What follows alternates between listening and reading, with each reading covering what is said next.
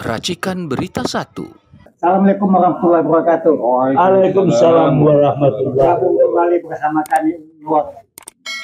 Samping saya ada Bang Asrul, ya. Alumni. Demikian pula ada Bang Ismet, tokoh pejuang kita sekarang ini. Jadi kami coba ngomong-ngomong, ada apa sih di negeri ini? Kok dari dulu ribut dulu? Sejak Jokowi ya? Ya, 10 tahun ini. Nah, gimana Bang menurut Bang Asrul? Karena ribut ini dimulai, pertama Jokowi ini dimulai sudah tidak benar. Selama dia jadi presiden? Dari sebelum jadi presiden. Dulu nggak benar aja. Penglihatan aku aja tidak benar dia. Dari mata psikologiku dan indera keenam aku. Ini orang nggak benar. Melihat dia dulu calonkan. Rusak ini Megawati negara ini. Oh, itu gara-gara Megawati ya? Oh, Jokowi ini naiknya negara Megawati sama Surya Paloh dan Golkar. Setia Novanto itu pendukungnya merusak negara ini. Aku terus terang aja.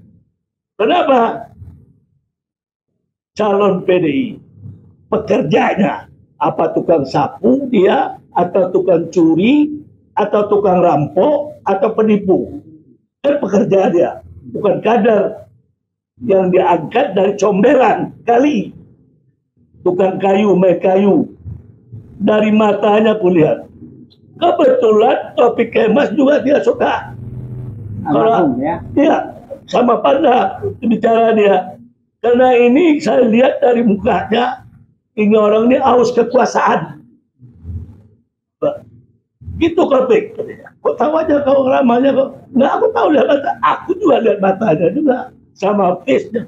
Kenapa? Aku belajar dengan Roni Niti Baskara tahun 1966, dosen di UI, ahli kriminologi. Ilmunya itu banyak aku pakai. Aku mau ingin jadi ahli kriminologi. Oleh karena itu, dari awal aku dah tahu dia di pencuri dan pembohong. Kenyataan dalam perjalanan itulah. Itu aja feeling aku dulu. Sehingga aku tidak suka memilihnya. Tambah lagi 2016, aku tahu dia anak Gerwani dan bapaknya PKI. Karena aku anti sama Gerwani sama PKI komunis itu. Kenapa? Harta orang harta dia, tanah orang tanah dia. Kenapa? Dia nggak punya agama. Kalau kita seorang beragama, takut buat menipu, mengambil, mencuri. Seluruh agama mengajarin. Oke Bang, ya. Saya mau lanjut ke Bung Ismet. Gimana nih tanggapan Bung Ismet tentang apa yang disampaikan Bang Asrul tadi? Ya. Tentang presiden kita, mantan presiden lah. Ini kan ulah dia semua nih. Ya, kita kena kebagian Prabowo, kebagian dampaknya nih. Ya, kena getah. Dia kena getah. Gimana Bang? Ya, menurut saya apa yang disampaikan Bang Asrul tadi adalah sesuatu yang ya bisa dibenarkan secara keilmuan tadi, yang katanya ilmu kriminologi. Saya pikir ini kan episode sejarah Indonesia yang kelam. Ya. Dalam 10 tahun kemarin ini betul-betul segala nilai, segala tatanan hukum, tata negara, konstitusi itu betul-betul dilanggar, carut-marut dilanggar oleh rezim Jokowi. Nah ini kemudian kita sebagai anak bangsa ada kena getahnya semua, ya. Termasuk pemerintahan Prabowo saat ini kan tinggal bagaimana caranya mencuci piring yang begitu parah.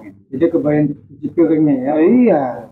Nah ini dibutuhkan sebuah keberanian, sebuah mental yang kuat dari Prabowo sebagai pimpinan negara saat ini untuk membersihkan keadaan yang ada ini. Oke, saran konkretnya bagaimana untuk membersihkan ini? Ya, mau tidak mau menteri-menterinya. Ya, mau tidak mau semua rakyat sudah tahu bahwa kabinet Jokowi katakanlah berisi sapu yang kotor. Tidak mungkin lantai yang kotor mau dibersihkan juga dengan sapu yang kotor. Harus pakai sapu yang bersih. Nah, makanya kita lihat apakah Presiden Prabowo itu memiliki kemampuan dalam kurun waktu sampai misalnya satu tahun 20 Oktober 2025 sebagai satu tahun pemerintahan dia, bisakah Prabowo membersihkan kabinetnya yang dia sebut dengan gerakan kabinet pada awal mau membentuk kabinetnya kan? Saya boleh tambahkan gitu. Di samping yang Abang tadi ceritakan, ada satu yang saya ingat. Prabowo harus berani. Dia harus melupakan, misalnya pada saat itu ada janji-janji dengan Jokowi, ya.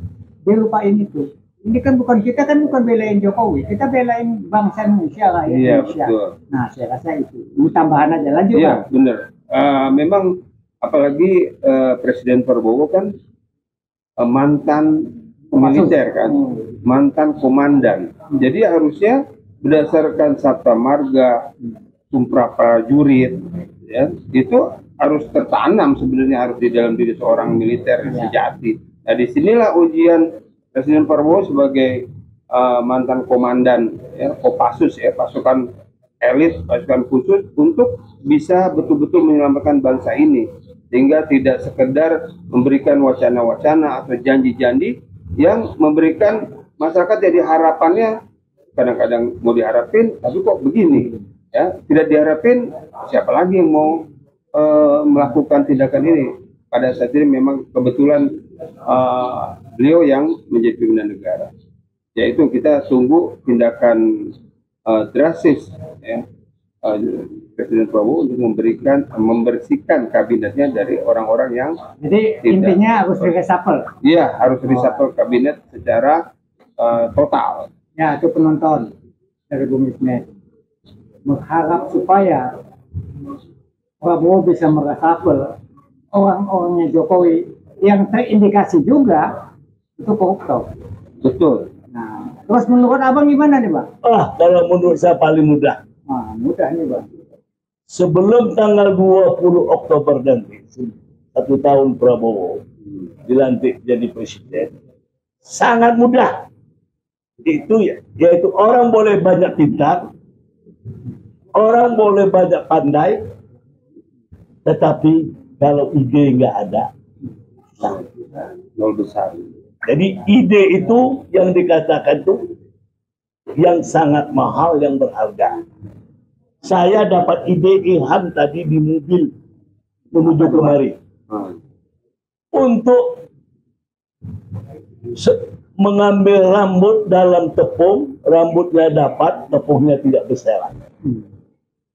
Purnawirawan telah meminta untuk bertemu ke Dewan, tapi Dewan ini saya katakan kurang ajar, tidak menghargai para purnawirawan TNI, pada pejuang-pejuang yang saya banggakan. Saya sangat senang bergaul dari dulu sama TNI. Itu bagaimana, apalagi Kopassus yang lama-lama gila-gila kecil jantung itu kawan saya banyak dulu. Dari tahun 63, tahun 64, 65. Yang gila yang itu si Malik, Malik sebelum Hendo jadi si Luhut itu Malik terkenal di sana. Itu kawan dekat saya itu, Malik. Anak gila tuh Kopassus, tapi sahabat saya. Jadi gampang sekali. Pertama Pak, udah tertangkap si Noel bajingan ini, korupsi, Joman Noel udah tertangkap lagi Nadiem Makarim, 10 itu Bang, 10 triliun. Dari awal udah saya prediksi ini bandit, ini uang pasti dimainkan. Ternyata betul, dugaan saya terbukti sekarang. Tangkap. Sangat gampang. Purnawirawan untuk ketemu DPR nggak bisa, bagaimana? Malu saya di luar negeri ditanya orang juga, itu presiden, nggak ada orang lain. Terhadap orang-orang asing yang bertanya sama saya. Rasrul, orang Jerman. Eskip nih, the wakil presiden, vice presiden, dan Gibran maksudnya. ya, the quality the vice president Republik Indonesia. Ich weiß nicht genau. Saya nggak tahu. Aber so viele Menschen in Indonesia, the good kualitas. Orang Belanda juga bertanya, malu saya. Ubahnya saya ini dulu waktu Gus Dur diangkat, disorongkan jadi presiden, bukan menghina Gus Dur saya. Bukan menghina. Sampai sekarang saya tidak mau bersalaman dengan Amin Rais, berdekat dengan Kenapa? Poros tengah yang musuh itu penganiayaan terhadap Gus Dur.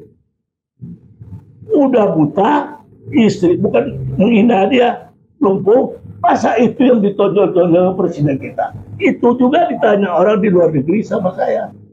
Kok begitu? Nggak ada orang lain. Saya bersumpah saya tidak mau berkenal dengan Amerika. Dipanggil tegak berdiri, salam enggak. Diangkat saya mau jadi wakil bendahara juga di situ. Dicalonkan nggak mau. Orang Amin Rais sampai sekarang begitulah saya antipati. Kenapa? Kesian. Gus Dur udah buta, di papa-papa, istrinya lumpuh. Ini tampangnya anaknya si narkoboy, anaknya Jokowi ini. Mama memalukan, Gibran apa? Berikut, gampang. Ini udah ada nih data tangkap. Apalagi kalau di detail, si Karen korupsi perintah Jokowi, katanya. Ada data digital. Tapi nggak ada action tuh Bang. Semuanya juga bandit. Seperti si Salsa katakan, yang di Denmark anak cerdas itu, Salsa Utagalung, wah itu memang anak cerdas. Anak cerdas itu. Itu dari menteri sampai DPR-nya itu bandit semua. Nah, dia mantap. Salsa. Menyinggung Gibran juga nggak dia Salsa? Oh, yang aku yang ingat DPR sama presiden, menteri-menteri. Jadi karena udah tertangkap si Karen, saya baca di YouTube juga. Itu instruksi, nggak bisa dilakukan perintah Jokowi. Termasuk Lambung ya, Tom Lambung. Ini bajingan Jokowi ini. Nah, dikorbankannya orang. Saya yakin korupsi yang ada dia tuh di rumah tuh bunker, kalau di bank takut ketahuan cepat. Di rumah itu di bawah tanah itu ada uang semua. Minimal 10.000 triliun ada. Kenapa? Sewaktu debat sama Prabowo di Hotel Bidakara, di kantong saya sudah ada 11.000 triliun. Ingat, itu data, fakta. Dalam hati saya, jangan-jangan targetnya 11.000 triliun. Dan biar lolos dari presiden, pemerintah uang ada di sini. Oke, target otak saya harus memikir. Padahal itu udah korupsi. Sekarang Karel, berapa korupsi di Pertamina? Si Noel, si Makarin. Bapaknya saya kenal tuh, tetangga saya tuh bapak, tahun 72 saya kenal bapaknya tuh. Pengacara dulu kantor di American Express. Di American Express. Si Nono Makarin. Tahun 72 saya kenal sama bapaknya. Saya pulang dari Eropa. Jadi sudah ada data Prabowo kalau ingin berbangsa bernegara, jangan omong-omong juga. Jangan kejar ke Antartika, ke Sahara. Di pelupuk matamu itu. Bandit-bandit yang merusak negara ini, yang memiskinkan, angkat Jokowi, perintahkan Jaksa Agung atau KPK. Kalau enggak, kalau dia perintah sama kita lakuin enggak? Saya bisa lakukan, asal kasih perintah. Anak UI. Kasih kewenangan. Kasih kewenangan. Nah, jadi itu udah gampang selesai. Jokowi masuk, Gibran mundur, aman tidak. Ijazah yang sudah termasuk info di situ nantinya. Ini udah berapa tahun ijazahnya aja. Nggak jelas. Nggak jelas masa itu ijazah aja. Kalau Prabowo mau, dari satu tangkap. Kalau Kapolri nggak berani tangkap Kapolri, berarti ada kerjasama dengan Jokowi. Udah selesai. Tapi Prabowo ini dia tahu dia jadi presiden, tapi dia nggak tahu dirinya jadi presiden. Itu yang saya sayangkan. Dia presiden, tapi dia nggak tahu dirinya presiden. Kewenangannya sampai di mana. Oke Bang. Selesai kan? Ya. Terima kasih Bang. Bang Ismet, closing statement-nya gimana? Ya, saya hanya ingin mengingatkan kepada bangsa ini bahwa korupsi itu adalah extraordinary crime. Jadi memang harus tegas, tanpa toleransi, tanpa pandang bulu, sebagaimana Prabowo mengatakan itu sendiri. Ya. Abang, jangan lama-lama. Bisa ada yang mau disampaikan? Ada. Singkat, kalau Prabowo harus punya penasihat hukum. Ada.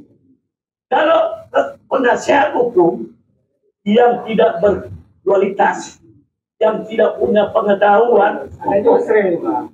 Yusril itu dia menteri, nggak bisa rangkap-rangkap penasihat hukum. Di sini saya ucapkan dia harus punya penasihat hukum bidang luar negeri. Kalau bidang luar negeri saya lihat itu Profesor Ismail Maulana, besar di luar negeri, doktor, profesor, dekan itu pengetahuannya itu luas. Saya usulkan Profesor Hikmah Juwana. Kenapa Menteri luar negeri kita ini masih belum berkualitas itu? Dia pakai. Kedua, tentang ketatanegaraan. Hukum tata negara, dia penasihatnya atau dia sebagai menterinya bagaimana mengatur. Prabowo kan nggak mengerti hukum tata negara, dia hukumnya tembak-tembak, ya, yang lain ada pakarnya, itu Refli Harun. Sudah itu penasihat politiknya, pengamatan saya selama ini, Rocky Gerung itu orang akalnya panjang dan berlandaskan hukum dan filosofi. Nggak ada tandingannya lah. Cuma satu aja yang benci sama Rocky Gerung. Oke Bang. Siapa tahu nggak? Orang kampungnya. Oh, Suni. Bukan Suni. Apa? Nggak ada urusannya. Kadang sampah maksudnya. Memalukan sebagai orang Padang. Oke Bang. Nah, itulah cita-cita Abu itu. Jadi demikian tadi bincang-bincang kita. Ismet, Bang Asrul. Nah, saya ada sedikit pesan nih dari teman-teman buat Presiden kita Prabowo. Anda bukan Presiden dunia, Anda adalah Presiden Indonesia. Ya. Anda telah melakukan hal yang positif buat dunia. Keberanian Anda mengangkat harkat martabat bangsa Indonesia. Tapi di dalam negeri kacau balau kalau kata Pak Masud. Jadi kita minta, kita mohon supaya bangsa ini, rakyat Indonesia ini perlu diperhatikan. Salah satunya mungkin lantas topi yang kita sudah sebagai bersama. Ya. Kita angkat topi buat Prabowo soal itu. Tetapi buat kesejahteraan ini belum kita terima, terutama masalah pekerjaan, masalah sandang pangan. Saya rasa demikian dulu. Semoga apa yang kami sampaikan ada manfaatnya buat para pendengar. Assalamualaikum warahmatullahi wabarakatuh. Waalaikumsalam warahmatullahi wabarakatuh. Bang, prioritas, Prioritas justisia. Nah,